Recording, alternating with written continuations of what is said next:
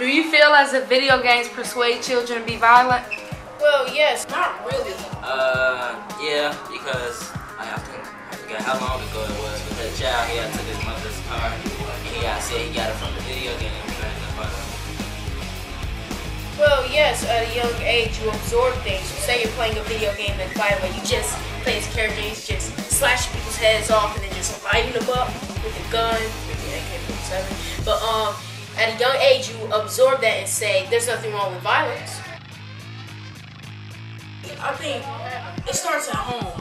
I think video games is just a way to pass time and have fun. If a child is persuaded to be violent by video games, then they really shouldn't.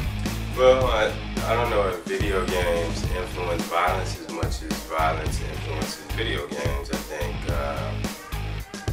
they're reflective of a lot of what we see in popular media culture, what we see just in terms of some of these realities, whether it's a war simulation to kind of Grand Theft Auto, which is kind of basically your Hollywood A-type movie right now, where you're seeing sex, violence, and in a way where it's glorified. Do you feel as if all of the video games that have to do with violence, killing people, stabbing people were banned, that the world would be a better place and there would be less violence? Not really. I mean, you still have the media, which, like, even in your normal average cartoon, someone gets hurt, that's still violence, or someone gets killed in the cartoon, that's still violence. Anything that has to deal with violence is pretty much set in media. So you don't think that the content in Grand Theft Auto isn't bad for a 12-year-old to be watching? Well, I think it really should be an age limit where children can play games like that, but really, it really doesn't have. I don't think it has an effect on children's. Grand Theft Auto, of course. Why? Because it's stealing cars. They really have no license to kill.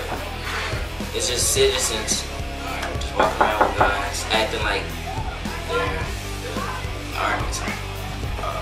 But again, I think it's not really violence that influences. I mean, it's not really video games that influence violence. It's really influenced by the consumers who are asking for this. So, to some extent, just like movies, books, and a lot of other media, because it's become a norm,